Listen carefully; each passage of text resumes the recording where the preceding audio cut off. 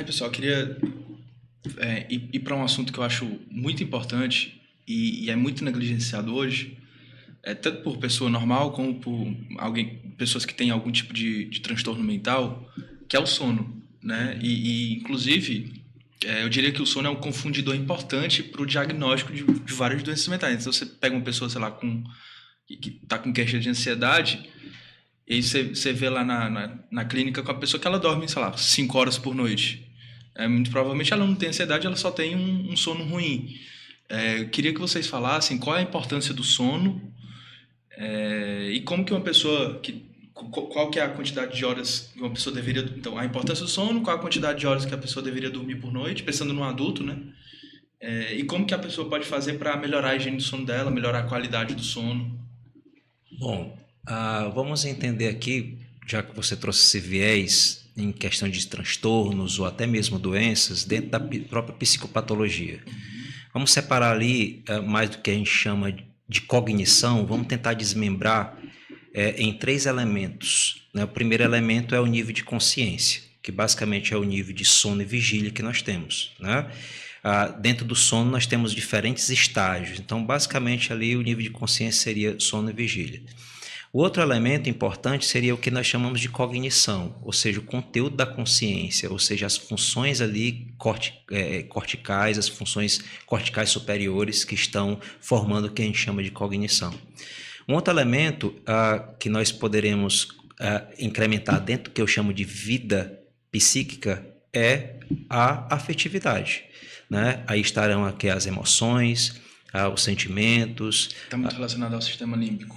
Não só, porque o sistema límbico, ele muito tempo foi visto como um sistema fechado. A gente sabe que ele não é um sistema fechado, mas existem outras áreas que vão construir esse aspecto que anteriormente era chamado só de emoções, mas que a gente chama de afetividade, né, que compõe o humor, que compõe as emoções, sentimentos, né, afeto, paixões, e inclusive colocado recentemente até mesmo a motivação.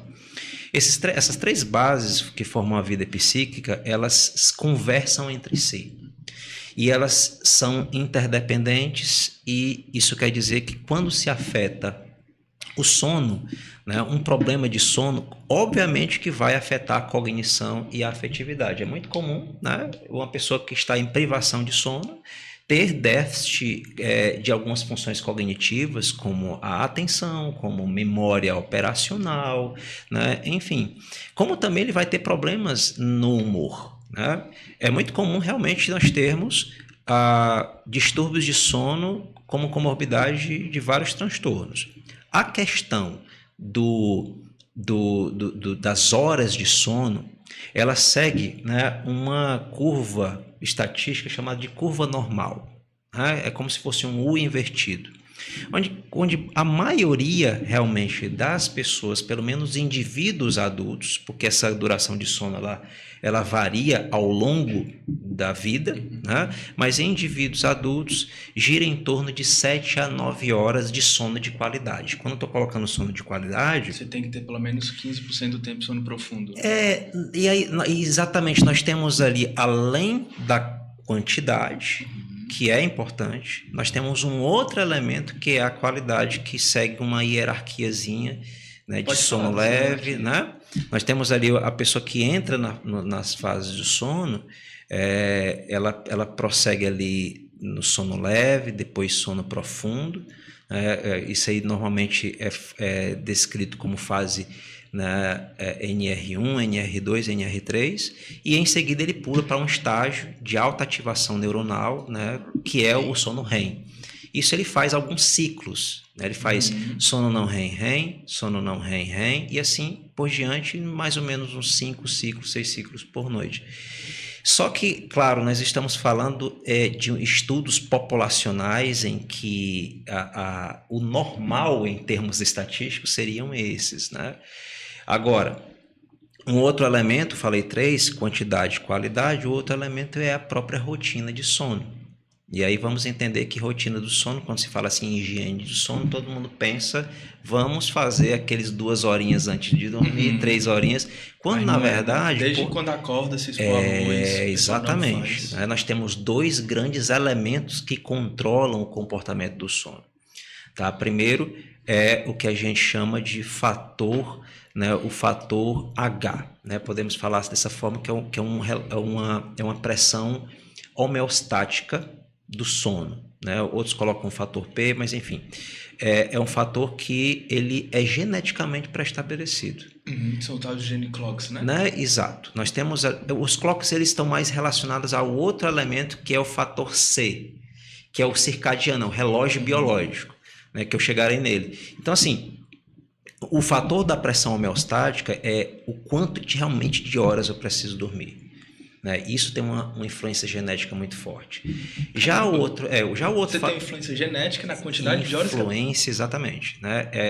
Esses genes, eles meio que são genes pleiotrópicos. Né? O que é isso? Né? São genes que regulam outras funções do corpo. Né? Então é por isso que o problema do sono, problemas relacionados ao sono causam uma série de problemas da saúde, não só problemas cognitivos, né? E afetivos. Mas a gente sabe que parte do elemento que está ligado ao controle do sono é essa pressão, que está intimamente ligada à qualidade e quantidade. O outro aspecto é o tempo, é o time que você está dando, que é controlado pelo sistema, pelo processo C, né, que é o processo C, que é o processo que regula, que é regulado por o que a gente chama de relógio biológico. Né? Aí sim, a rotina do sono ela tem muito a ver com isso. Por quê? Porque existe um relógio central que ele é regulado, que tem como principal estímulo regulador, sincronizador, podemos dizer assim, a luz de dia. Então a melhor coisa que você faz é de dia se expor, né, abre a janela do quarto, a maior quantidade de luz para ter ali um marco molecular de que aqui é a hora que você tem que acordar. É bom se eu falar também, professor, a importância de que não é a luz que você tem que se expor, não é essa luz a luz aqui, natural. é a luz do sol. Luz natural. E quando você mede a lux, por exemplo, lux, exatamente. A luz do sol você vai para, sei lá, exatamente. 20 mil, 25 mil, essa luz aqui vai o quê? 800 mil, né, de lux. Isso. Lux é a medida da intensidade, da luz, né? Por fótons de luz, né? Por uma área ali incidida. Então, assim, nós temos ali desde você se submeter à luz, como lá no finalzinho, na outra ponta, você tem que ter um conjunto de comportamentos. Isso inclui também você regular um pouco do seu estresse, estar um pouco mais em relaxamento, para você liberar melatonina num horáriozinho adequado. O que fica no meio ali, né? Principalmente, existem várias coisas que estão no meio. Principalmente o quê? Alimentação. Tirando o cérebro, nós temos milhões de neurônios no intestino, né? No sistema. Você fala que é o segundo cérebro. Que é o segundo cérebro, e aí você tem ali marcos moleculares que estão dizendo assim, olha, eu estou me alimentando assim nesse horário, tudo isso vai implicar na hora que você vai dormir. Ou seja, rotina. Uma rotina. Se você começa a se alimentar e tem, inclusive, não é só rotina de comer, é rotina também de defecar. De fazer cocô. Você está entendendo? Então aí você tem ali marcos que estão ali, dizendo, lá na frente vai dar legal. Um outro aspecto que eu poderia também incrementar é o horário que você faz atividade física. Né? Com isso, né, nós temos aí uma série também de hábitos sociais que vão regular esses relógios. E aí o interessante é que esse processo C, né, esteja alinhado com o processo, né, uns dão H, outros dão P, mas eu gosto mais do S, né, o processo S, que é o processo ligado a questão homeostática, a pressão homeostática do sono, que é a questão da pressão do sono em si. Né? Aí, professor Taueli, eu acho que o sono, assim...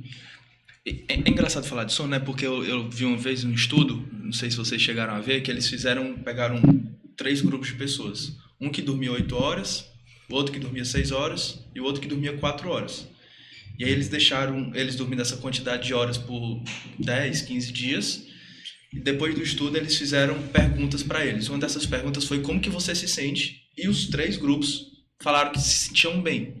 Mas quando eles foram aplicar alguns testes psicológicos, memória, atenção, impulsividade, os de 4 foram horríveis, quase como se os caras tivessem virado às noites. O de 6 foi muito ruim e o único que foi bom foi o de 8.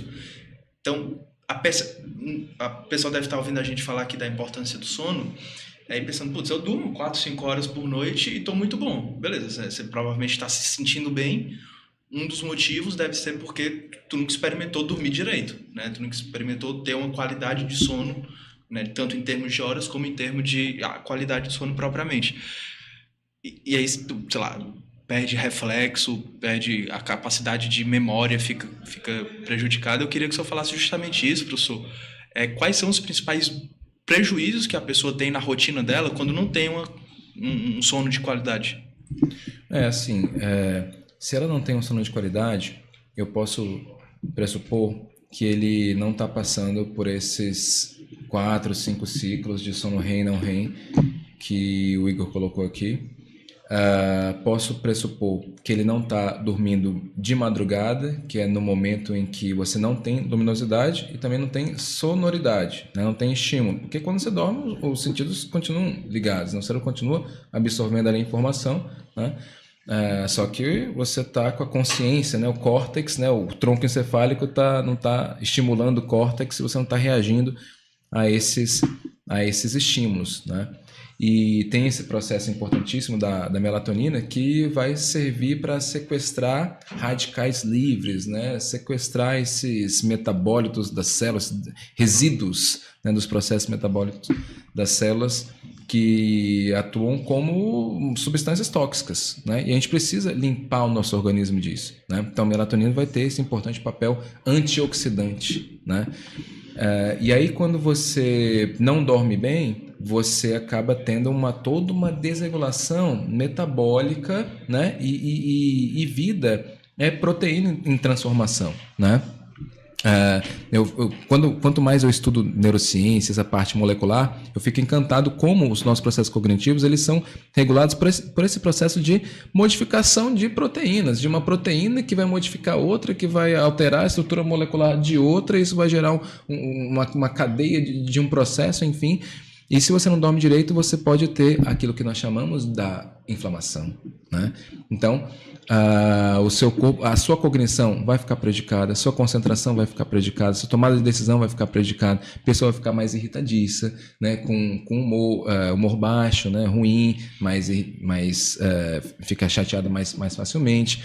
Processo imunológico fica afetado, né? Hipertensão pode prejudicar, né? Tem uma série de processos fisiológicos, motivacionais, afetivos, cognitivos, porque você afeta toda a cadeia de processos que mantém esse sistema regulando em equilíbrio. Então, tudo que esse sistema faz vai ficar afetado, né? Então, você tem prejuízos significativos, até precipitando questões psiquiátricas também, né? E o inverso, né? Se você acaba desenvolvendo uma condição psiquiátrica, o seu sono é afetado, né? Então, estresse, né? Que é um fenômeno bastante comum, infelizmente, ultimamente, né? Dessa correria, de ter que cumprir, né, as atividades, muito trabalho, o dia inteiro trabalhando, né? E você bota na rede social, né, aquela pressão por ser bem-sucedido. Então, faça sua correria, né?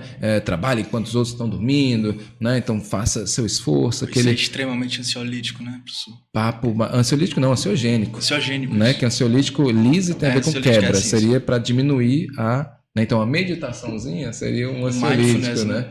Só que aí é um paliativo, né? Que o processo está na estrutura, né? O que mantém esses elementos que geram esse estresse? É toda a forma como a gente se organiza enquanto sociedade, que a gente precisa problematizar isso também. Não adianta nada a pessoa estar sofrendo de burnout, completamente estressada ali, completamente inflamada, provavelmente por conta do estresse, com sono completamente comprometido, porque, se ela está em burnout, e burnout tem a ver o quê? Com estresse excessivo no ambiente de trabalho, né? Aí o procedimento é o quê? Manda para terapia, para fazer a terapia ali com aquela pessoa, e depois ela volta para quê? Para o mesmo ambiente estressante. Então, sabe, esse lance de olhar para os... Aí vem a minha crítica, né? Uma coisa que me incomoda em algumas falas de neurocientistas. Que a gente olha para o cérebro como se ele fosse destacado do ambiente, ou então, se é da psicologia, como se o indivíduo fosse um elemento destacado do ambiente. Não, então a pessoa está com depressão, faça terapia, toma um remédio, no máximo gerencie relações familiares, beleza. Mas e a estrutura social e como ela mantém e isso tudo, né? Então, questões como racismo, como machismo, né? Misoginia, desigualdade, exploração do trabalho, enfim, são elementos que geram estresse e adoecem. Isso, a depender da sua genética, você vai ter mais ou menos vulnerabilidade para diferentes transtornos. Cada um aqui tem as suas vulnerabilidades, né? Se a gente só pode não estar no momento, talvez, não sei, apresentando uma condição psiquiátrica por uma contingência de fatores. Mas se você ficar ali, né, sofrer algum nível de estresse excessivo, isso vai despertar em você uma genética de alguma condição patológica, psiquiátrica ou psicológica ou mesmo física. E o processo de sono vai ser um elemento fundamental que vai estar no equilíbrio disso tudo, né? E aproveitando também esse momento que a gente está falando de algo que facilite, que melhore a vida das pessoas, né? Então o processo de sono já ficou bastante evidente o quanto que ele é fundamental, né? E que a higiene do sono, né, como você bem colocou, não é só não olhar celular quando vai dormir para não ser exposto àquela luz azul, aquela luz forte ali, que vai inibir a glândula pineal e a melatonina, não só ir deitar e deixar tudo em silêncio, mas é um processo ao longo de todo o dia. Então o sono é fundamental, mas exercício físico acaba sendo fundamental, né? Então ser sedentário é algo que prejudica, te predispõe a questões não tem psiquiátricas. muito pra onde correr, né? São a tríadezinha mágica para você ter uma saúde e longevidade. É dormir bem, comer bem e fazer exercício físico. Né? Dormir bem, comer bem, fazer exercício físico. Aí tem a questão da regulação do estresse, né? Sim. E aí a terapia pode ajudar bastante, né? Nesse elemento. E tem um quinto elemento que eu não vou falar. Deixa pro pessoal do mais 18 aí, né? Depois colocando, não falando do quinto elemento, né? Mas do quarto, a psicoterapia é algo muito importante, né? Necessária. E também algumas estratégias mesmo, ler um livro, né, que ali traga novos conceitos, né, fortaleça talvez suas crenças, mas que tire um pouquinho você ali daquela nuvem de pensamentos, que às vezes a pessoa está fazendo o treinamento dela, comendo bem e às vezes não está dormindo bem por elementos cognitivos ligados à ansiedade. Né?